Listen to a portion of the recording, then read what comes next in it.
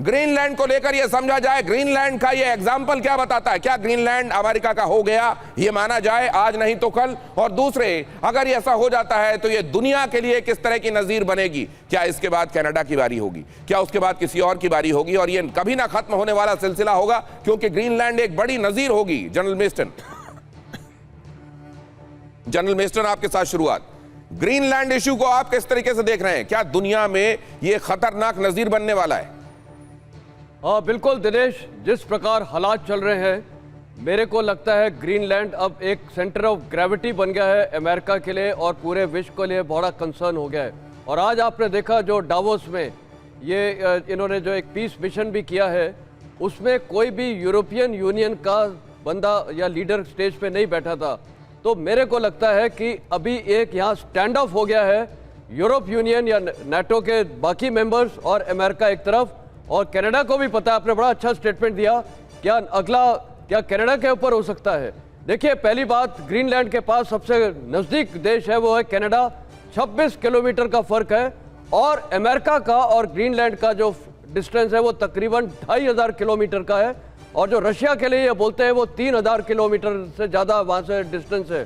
तो थ्रेट, तो मेरे को लगता है ये एक थ्रेट परसेप्शन जो प्रेसिडेंट ट्रंप बार बार दे रहे हैं, मेरे को नहीं लगता वहाँ चाइना का वो रीच हो सकता है और या रशिया का वहाँ रीच हो सकता है। ये सिर्फ एक बहकावा है लोगों को गुमराह करने के लिए, वो बेसिकली टेरिटरी चाहिए। और आपने बड़ा अच्छा इंट्रोडक्शन दिया, ये विस्तारवाद है जो प्रेसिडेंट ट्रंप देख रहे हैं, और दुनिया में एक ये शायद बड़े पावर्स हैं वो इसी कल्पना आप कर रहे हैं कि यही और होने लगा, बड़ा मगरमच्छ छोटी मच्छियों को खा जाएगा। ये बिल्कुल गलत नीति है। और ग्रीनलैंड में जो हो रहा है, वहाँ के लोग प्रोटेस्ट कर रहे हैं, आपने भी देखा है, बहुत भारी मात्रा में प्रोटेस्ट हो रहा है। लेकिन क्या अब इसका सोल्यूशन क्या होगा? मेरे को लगता है, देखिए, अभी इतना प्रेशर बनाया, मिलिट्री प्रेशर, सारे प्रेशर, टैरिफ प्रेशर, एंड में ये कॉम्प्रोमाइज एक लगता है कि हो सकता है या स्ट्रैटेजिक ऑटोनॉमी, मतलब एक स्ट्रैटेजिक ऐसा इस प्रकार डिसीजन होगा, अमेरिका के पास भी यहाँ होल्ड होगा और नाटो की शायद यहाँ डिप्लॉयमेंट बढ़ जाए, कुछ तो यहाँ होगा ग्रीनलैंड में। एक वो जो पहले स्थिति थी वो नहीं रहेगी। ग्रीनलैंड में पहले जो स्थिति थी वो नहीं रहेगी। ग्रीनलैंड पूरा का पूरा अमेरिका अगर कब्जा नहीं भी कर पाएगा तो कुछ इस तरह की अंडरस्टैंडिंग होगी कि वहां के कुछ एक पैचेस सॉवरेन कर दिए जाएंगे कि यहां पूरे तौर पर अमेरिका का कब्जा है, यहां अमेरिका अपने बेसिस बनाए, चाहे तो यहां पर माइंस के जरिए यहां के मिनरल्स को भी वो खोद डाले।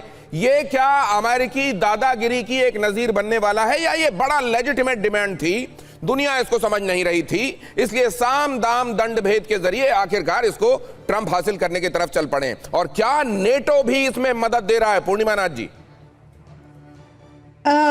नेटो का जो यहाँ पे जो मीडिया प्रोपेगेंडा चल रहा है, उनके हिसाब से NATO is all okay, Greenland is suppose to be part of America. इनकी जो मीडिया है, नेक्सस है, इट्स फैसिनेटिंग सर।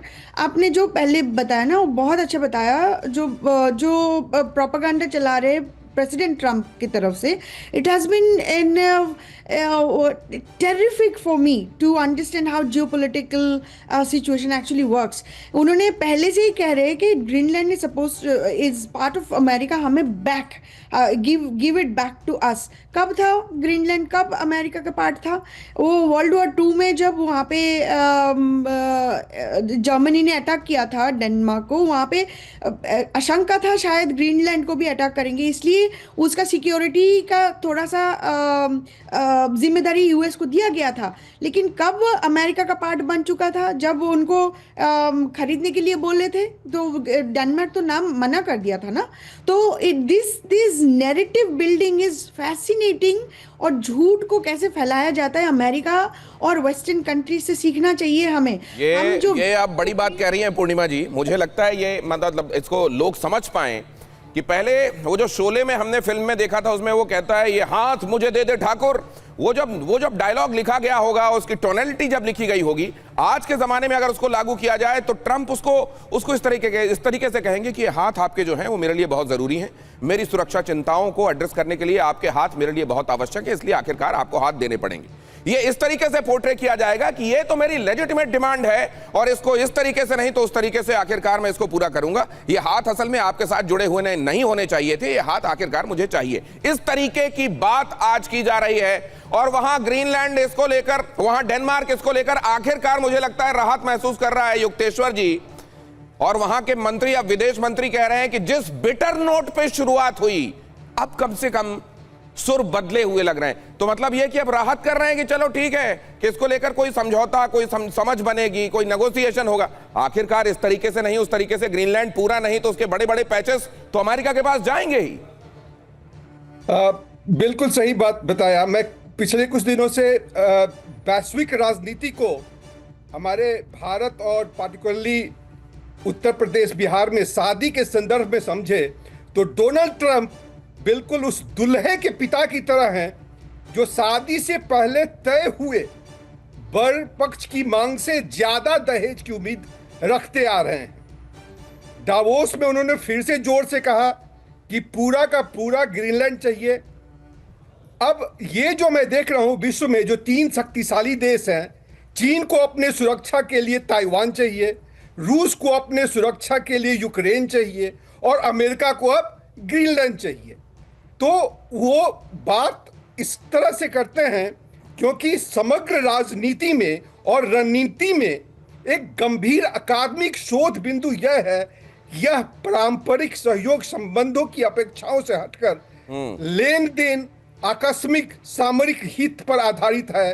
और मुझे लगता है यह न केवल कुछ भी विश्व शांति, सामूहिक सुरक्षा नहीं सर, अब तो मुझको लगता है ये आपने बड़ी बात कही है कि उधर ताइवान चाहिए चीन को अपनी सुरक्षा चिंताओं के लिए, इधर ग्रीनलैंड चाहिए अमेरिका को अपनी सुरक्षा चिंताओं के लिए। और अब तो चाइना के अंदर ये बातें हो रही होंगी कि देखो अमेरिका कितना तेजी से वो कर रहा है जो हम बहुत धीरे धीरे कर रहे हैं, हमको भी उसी तेजी से आगे बढ़ना चाहिए वरना हम कहीं ताकत के तौर पर अमेरिका के सामने पिछड़ ना जाएं। आपने एक बहुत महत्वपूर्ण बात कही है यहां पर और उसको संजय भारद्वाज जी के पास ले जाना चाहता हूं। मतलब पहले जो ये गाने की लाइनें थी संजय भारद्वाज जी, मेरे अंगने में तुम्हारा क्या काम है, अब तो ये है कि तुम्हारे ही अंगने में मेरा काम है, बगैर तुम्हारे अंगने को अपने हड़पे हुए मेरी सुरक्षा चिंताओं को एड्रेस नहीं कर पाऊंगा मैं।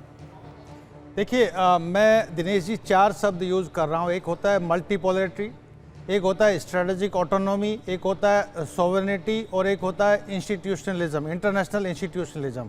मुझे लगता है ये चारों जो शब्द हैं, जो टर्म है इंटरनेशनल पॉलिटिक्स को डोमिनेट कर रहे थे पिछले कुछ दशकों से, ये सब मखौल बन चुके हैं।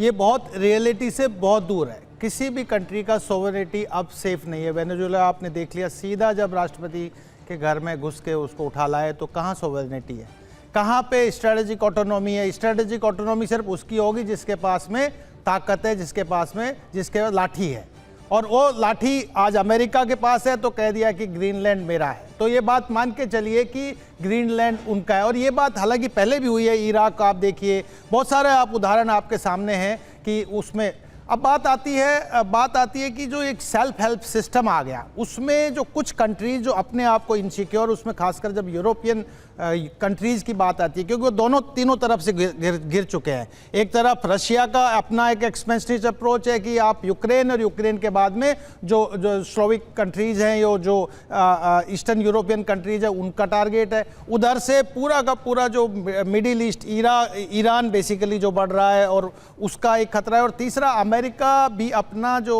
एक स्ट्रेटेजिक जो इस कही कि एक डेप्थ जो क्रिएट कर रहे हैं, ये स्ट्रेटेजिक डेप्थ के नाम पर ग्रीनलैंड को लेना चाहते हैं। लेकिन खाली स्ट्रेटेजिक डेप्थ नहीं है, वहां पे क्रिटिकल मिनरल्स भी हैं, रेयर अर्थ मिनरल्स हैं जो सेमीकंडक्टर और सब चीजों के लिए इस्तेमाल होंगे। वो चीन पर डिपेंडेंसी आपने एक बड़ी बात कह दी सर कि ये जो स्ट्रेटेजिक ऑटोनॉमी, ये जो रणनीतिक स्वायत्तता की बात की जाती है, ये जो सॉवरेनिटी की बात की जाती है, ये जो कहा जाता है कि वो संप्रभु इलाका है, अब ऐसी कोई बात रह नहीं गई है जिसकी लाठी उसकी भैंस है और वो येन खेन प्रकारेण उसको हासिल करने की तरफ आगे बढ़ रहा है। चाइना भी यही करता है और यही बात अमेरिका कर रहा है। अब दोनों देशों के बीच में अगर होड़ है तो क्या हाथियों की लड़ाई में घास का रौंदा जाना ये नियति बन गई है क्या दुनिया की?